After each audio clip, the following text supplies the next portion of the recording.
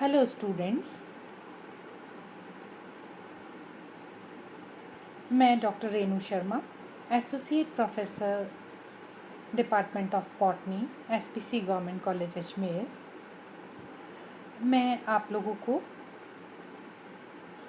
यानी BSc part second के students को बॉटनी का थर्ड पेपर पढ़ाऊंगी, that is structure, development and reproduction in flowering plants. BSc part second में botany के 3 पेपर आपको पढ़ने हैं। उसमें जो पहला पेपर है वो है डाइवर्सिटी ऑफ सीड प्लांट्स, जिसमें आप बेसिकली जो जिम्नोस्पर्म्स हैं, लिविंग जिम्नोस्पर्म्स, उनके बारे में आप पढ़ेंगे। और साथ ही जिम्नोस्पर्म्स और एंजियोस्पर्म्स यानी जितने भी सीड प्लांट्स हैं, इनका ओरिजिन एंड इवोल्यूशन किस प्रकार से हुआ उसके बारे में आप पढ़ेंगे। दूसरा जो पेपर है वो है टेक्सोनॉमी ऑफ एंजियोस्पर्म, जिसमें आप सिस्टमैटिक बॉटनी के बारे में पढ़ेंगे। और तीसरा पेपर है जो अभी आपको मैंने बताया, जो कि फ्लावरिंग प्लांट्स के basically structure, development and reproduction पे बेस्ड है। तो यहाँ पर सेकेंड ईयर में आप जो पढ़ेंगे वो हायर प्लांट्स के बारे में पढ़ेंगे। फर्स्ट ईयर में आपने लोअर प्लांट्स के बारे में पढ़ा था, थैलोफाइट्स के बारे में पढ़ा था, क्रिप्टोगैम्स यानी आपके ब्रायोफाइट्स एंड टेडोफाइट्स, इनके बारे में आपने पढ़ा था। लेकिन अब आप सेकेंड ईयर में हायर प्लांट्स यानी जिन्हें हम सीड प्लांट्स या फ्लावरिंग प्लांट्स भी कहते हैं, उनके बारे में पढ़ेंगे।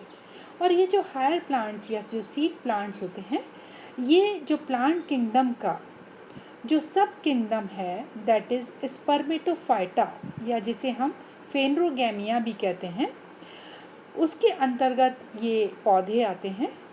और इन पौधों में चूँकि सीड लगते हैं, इसीलिए इनको स्पर्मेटोफाइट्स कहा जाता है। स्पर्मा माने सीड, फाइटॉन माने प्लांट्स, तो स्पर्मेटोफाइट्स माने सीड प्लांट्स। एंड इन्हीं को फेनरोगैम्स भी कहा जाता है, क्योंकि इनमें फ्लावर्स लगते हैं, तो इसीलिए इन पौधों को फ्लावरिंग प्लांट्स भी कहा जाता है। तो जब हम बात करते हैं स्पर्मेटोफाइट्स की और फेनरोगैम्स की, तो दोनों एक ही प्लांट ग्रुप्स हैं, यानी हायर प्लांट्स हैं। इन्हें सीड प्लांट्स भी कह सकते हैं, इन्हें फ्लावरिंग प्लांट्स भी कह सकते हैं।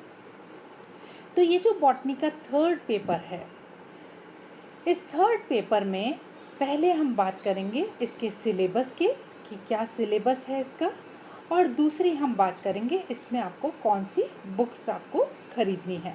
तो let's move to the next slide where you can see the syllabus of this third paper, that is structure, development and reproduction in flowering plants. यानी इन पुष्पीय पौधे या फ्लावरिंग प्लांट जो होते हैं, उनकी संरचना किस प्रकार की होती है। सबसे पहली चीज़ संरचना, उसकी बाह्य संरचना, उसकी आंतरिक संरचना। बाह्य संरचना को हम मॉर्फोलॉजी कहते हैं और आंतरिक संरचना को हम कहते हैं इंटरनल स्ट्रक्चर, या जिसे हम एनाटॉमी भी कहते हैं। तो प्लांट साइंस या विज्ञान की वो शाखा जिसमें हम पौधे के आंतरिक भाग का अध्ययन सेक्शन कटिंग के द्वारा करते हैं, उसे हम कहते हैं एनाटॉमी। तो यहाँ पर इस पेपर में आप एनाटॉमी के बारे में पढ़ेंगे। और एनाटॉमी में जब हम बात करते हैं तो हम टिश्यूज़ और टिश्यू स्ट्रक्चर्स की, इनके बारे में बात करते हैं। साथ में हम किस प्रकार से टिश्यू सिस्टम्स डेवलप होते हैं और टिश्यू सिस्टम से किस प्रकार ऑर्गन्स डेवलप होते हैं और फर्दर प्लांट का डेवलपमेंट होता है, उसके बारे में हम बात करते हैं। तो उस पौधे में हमने संरचना की बात की, हमने डेवलपमेंट की, ये स्ट्रक्चर के बाद हमने डेवलपमेंट की बात की, और साथ में इनमें किस प्रकार से पुष्प, जिसके अंदर दोनों तरह के रिप्रोडक्टिव पार्ट्स पाए जाते हैं, दोनों तरह के जनन अंग मेल और फीमेल इसके अंदर पाए जाते हैं, और किस प्रकार से उनके अंदर गैमेटोफाइट का विकास होता है, किस प्रकार से उसके अंदर फर्टिलाइजेशन होता है, गैमीट्स विकसित होते हैं, उसके बाद फर्टिलाइजेशन के बाद में किस प्रकार से सीड का विकास होता है, इसके बारे में हम रिप्रोडक्शन वाले पोर्शन में पढ़ेंगे, यानी एम्ब्रियोलॉजी का पोर्शन। तो जो सिलेबस है ये इन 3 भागों में बटा हुआ है। 3 यूनिट्स इसके अंदर आप दिख रही है आपको। पहली यूनिट जो है उसके अंदर सबसे पहले जो आप पढ़ेंगे वो पढ़ेंगे आप basic body plan of flowering plants, यानी एक फ्लावरिंग प्लांट का जो बेसिक बॉडी प्लान किस प्रकार का होता है, किस प्रकार की उसमें एक टिपिकल टाइप ऑफ ग्रोथ पाई जाती है, जिसे हम कहते हैं मॉड्यूलर टाइप ऑफ ग्रोथ। ये जो मॉड्यूलर टाइप ऑफ ग्रोथ जो होती है ये बेसिकली प्लांट्स का पिक्यूलियर कैरेक्टर है।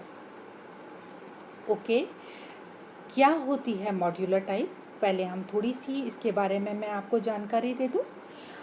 मॉड्यूल्स से जो ग्रोथ होती है या विकास होता है पौधे का, उसे हम मॉड्यूलर टाइप ऑफ ग्रोथ कहते हैं।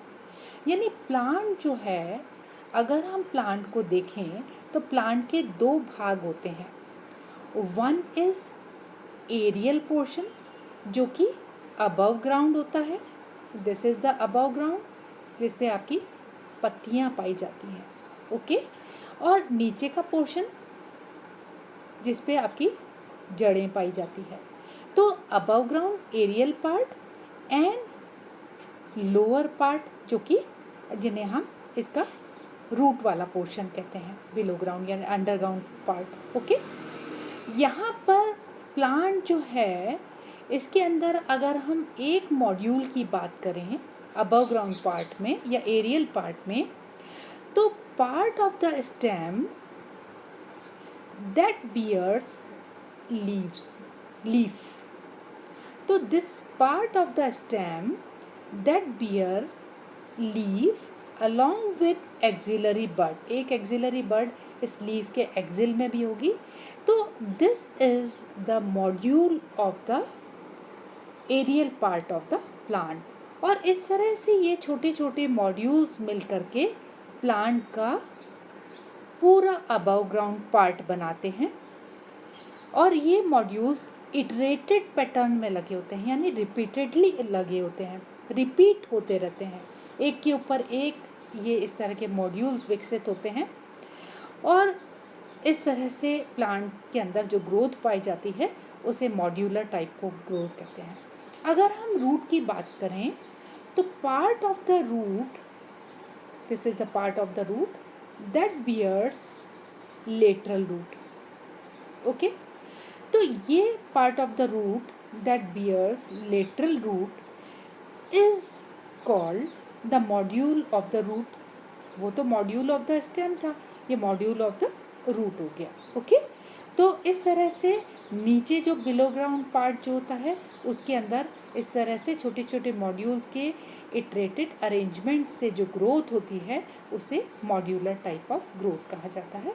आई होप आप समझ गए होंगे कि मॉड्यूलर टाइप ऑफ ग्रोथ क्या होती है और मॉड्यूल किसे कहा जाता है।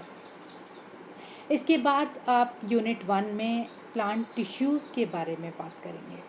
टिश्यूज़ आप सबको पता है, अगर हम एक टिश्यू या उत्तक की बात करें कि क्या होती हैं, कोशिकाओं का समूह, ग्रुप ऑफ सेल्स जिनकी उत्पत्ति या ओरिजिन, जिनका स्ट्रक्चर यानी संरचना और जिनका फंक्शन यानी कार्य एक समान होता है, उन कोशिकाओं के समूह को या उन ग्रुप ऑफ सेल्स को हम कहते हैं टिश्यू। और ये टिश्यूज़ मिलकर के क्या बनाते हैं, टिश्यू सिस्टम्स बनाते हैं, चाहे वो डर्मल टिश्यू सिस्टम हो, चाहे वो ग्राउंड टिश्यू सिस्टम हो या वेस्क्यूलर टिश्यू सिस्टम हो। और ये वेस्क्यूलर टिश्यू सिस्टम्स जो हैं ये मिलकर के क्या बनाते हैं, ऑर्गन्स बनाते हैं। और ऑर्गन्स से क्या बनता है, फर्दर प्लांट की ग्रोथ होती है। तो यहाँ पर हम बात करेंगे प्लांट टिश्यूज़ की, टिश्यू सिस्टम्स की, इसके बारे में पढ़ेंगे। साथ में टिश्यूज़ कितने प्रकार के होते हैं, सिंपल टिश्यूज़, परमानेंट टिश्यूज़, ये इन टिश्यूज़ के बारे में, कॉम्प्लेक्स टिश्यूज़, इनके बारे में हम बात करेंगे। इनका फंक्शन क्या होता है, किस तरह से ये ग्रो करते हैं, प्लांट में ग्रोथ होती है, और प्राइमरी टिश्यूज़ कौन से होते हैं और सेकेंडरी टिश्यूज़ कौन से होते हैं, और इनमें किस प्रकार से ग्रोथ होती है primary and secondary primary growth meristematic tissue से होती है, ये विभज्योतक उत्तक से होती है, और सेकेंडरी ग्रोथ जो कि कैम्बियम की या एधा की एक्टिविटी से होती है। तो इस पूरी जो पहली यूनिट का ये जो पार्ट है, इसमें हम इसके बारे में पढ़ेंगे। दूसरे पार्ट में हम टिश्यू सिस्टम्स के बारे में पढ़ेंगे, जिसके अंदर शूट एपिकल मेरिस्टम और उसके हिस्टोलॉजिकल ऑर्गेनाइजेशन के बारे में पढ़ेंगे। जो थ्योरीज़ उसके हिस्टोलॉजिकल ऑर्गेनाइजेशन को एक्सप्लेन करती हैं डिफरेंट, उसको हम पढ़ेंगे। वेस्कुलराइजेशन, यहाँ पे विजुअलाइजेशन लिखा है, मिसप्रिंट है, इट इज़ वेस्कुलराइजेशन। किस तरह से वेस्कुलराइजेशन होता है मोनोकॉट्स और डाइकॉट्स के प्राइमरी शूट में, किस तरह से इंटरनोड का फॉर्मेशन होता है, और साथ में उसमें किस तरह से ब्रांचिंग होती है, और मोनोपोडियल और सिम्पोडियल ग्रोथ क्या होती है, और उसमें प्रतान विन्यास या कैनोपी आर्किटेक्चर किस प्रकार के होते हैं, उसके बारे में हम बात करेंगे पहली यूनिट में। सेकेंड यूनिट में कैम्बियम यानी एधा और उसके क्या फंक्शंस होते हैं, उससे किस तरह से सेकेंडरी जाइलम और सेकेंडरी फ्लोएम बनता है, उसके बारे में हम बात करेंगे। किस तरह से उसमें एनुअल रिंग्स बनती हैं, उसके बारे में हम बात करेंगे। इसके बाद हम बात करेंगे उसके अंदर जिस तरह से हार्ड वुड और सैप वुड का डेवलपमेंट होता है वो क्या होता है। सेकेंडरी फ्लोएम जो है उसमें बास्ट फाइबर्स के जो स्ट्रक्चर्स हैं उनकी फंक्शनल रिलेशनशिप क्या होती है, और साथ में हम बात करेंगे पेरिडर्म या बार्क फॉर्मेशन जो होता है वो क्या होता है। हम रूट सिस्टम्स की बात करेंगे। रूट सिस्टम में हम रूट एपिकल मेरिस्टम के हिस्टोलॉजिकल ऑर्गेनाइजेशन को यहाँ पर पढ़ेंगे, और साथ में उनके अंदर जो उनकी प्राइमरी और सेकेंडरी टिश्यूज़ जो होता है जो रूट के अंदर उनका क्या रोल होता है, उसमें रूट में क्या स्ट्रक्चरल मॉडिफिकेशंस हो जाते हैं for storage, for respiration, for reproduction और फॉर इंटरेक्शन विद माइक्रोब्स, उसके बारे में हम पढ़ेंगे। सेकेंडरी ग्रोथ जो होती है कैम्बियम की एक्टिविटी से रूट में किस प्रकार की होती है, रूट और स्टेम के अंदर, उसके बारे में बात करेंगे। और साथ में हम बात करेंगे एनामोलस सेकेंडरी ग्रोथ, यानी हम नॉर्मल सेकेंडरी ग्रोथ के अलावा जो दूसरी तरह की जो एबनॉर्मल सेकेंडरी ग्रोथ पाई जाती है उसके बारे में हम, जिसे कि एनामोलस सेकेंडरी ग्रोथ कहा जाता है, तो एनामोलीज के बारे में हम पढ़ेंगे। थर्ड यूनिट में हम थोड़ा एनाटॉमी का पार्ट है, बाकी रिमेनिंग पोर्शन जो ये वाला है ये पूरा एम्ब्रियोलॉजी का पोर्शन है। तो इसमें लीफ के बारे में हम पढ़ेंगे, किस तरह की लीफ और किस तरह से लीफ का डेवलपमेंट होता है, इंटरनल स्ट्रक्चर कैसा होता है, और साथ में लीफ के अंदर जो एडेप्टेशंस होते हैं in relation to photosynthesis and water loss या वाटर स्ट्रेस से रिलेटेड, या सेनिसेंस और एब्सिशन किस प्रकार का होता है, या इन्हें क्या कहते, ये जो टर्म्स जो हैं ये क्या होती हैं, इसके बारे में हम पढ़ेंगे। एम्ब्रियोलॉजी में फ्लावर, जिसे फूल या पुष्प, जिसे एक मॉडिफाइड शूट कहा जाता है, उसकी संरचना, उसका किस प्रकार से डेवलपमेंट होता है, और साथ में वेरिएशंस इनमें जो फ्लावर्स में पाए जाते हैं उनके बारे में हम बात करेंगे। इनके दोनों ऑर्गन्स जो जिसमें मेल और फीमेल रिप्रोडक्टिव ऑर्गन्स पाए जाते हैं, एंथर और पिस्टल, इसके बारे में हम बात करेंगे। इसमें गेमिटोफाइट्स के डेवलपमेंट, पॉलिनेशन टाइप्स के बारे में हम बात करेंगे, साथ में डबल फर्टिलाइजेशन और formation and development of seed किस प्रकार से होता है उसके बारे में हम बात करेंगे। ठीक है, एंडोस्पर्म और एम्ब्रियो का विकास किस प्रकार से होता है, और अल्टीमेटली किस प्रकार से फ्रूट या फल का विकास होता है उसके बारे में हम बात करेंगे। तो ये तो रही आपके सिलेबस की बात। इसके बाद हम देखते हैं कि बुक्स आपको यहाँ पर सजेस्टेड रीडिंग्स यानी कुछ रेफरेंस बुक्स के नाम दिए हुए हैं। इसमें सबसे पहली बुक मैं आपको सजेस्ट कर रही हूँ, और भी रेफरेंस बुक्स हैं, जो एक्स्ट्रा पढ़ना चाहता है वो लाइब्रेरी जाकर इन रेफरेंस बुक्स से पढ़ सकता है। उसमें एम्ब्रियोलॉजी के लिए बहुत ही फेमस किताब है, that is Bhojwani and Bhatnagar, the embryology of angiosperms की ये किताब है, विकास पब्लिशिंग हाउस की, न्यू दिल्ली से छपती है। ये किताब बहुत अच्छी किताब है जो कि बीएससी और एमएससी स्टूडेंट्स के काम की है। डिटेल में अगर आप एम्ब्रियोलॉजी को पढ़ना चाहते हैं तो इस किताब से पढ़ सकते हैं। और other than these reference books जो कि लाइब्रेरी में आपको मिल जाएंगी, इनको आपको रेफरेंस की तरह काम में लेना है। जो आपको बेस बुक जो आपको ख़रीदनी है मार्केट से, उसके बारे में मैं आपको बता देती हूँ। तो मैं आपको 3 किताबें बता रही हूँ। एक है बाय रस्तोगी पब्लिकेशंस, जो कि आपने फर्स्ट ईयर में भी ली होगी।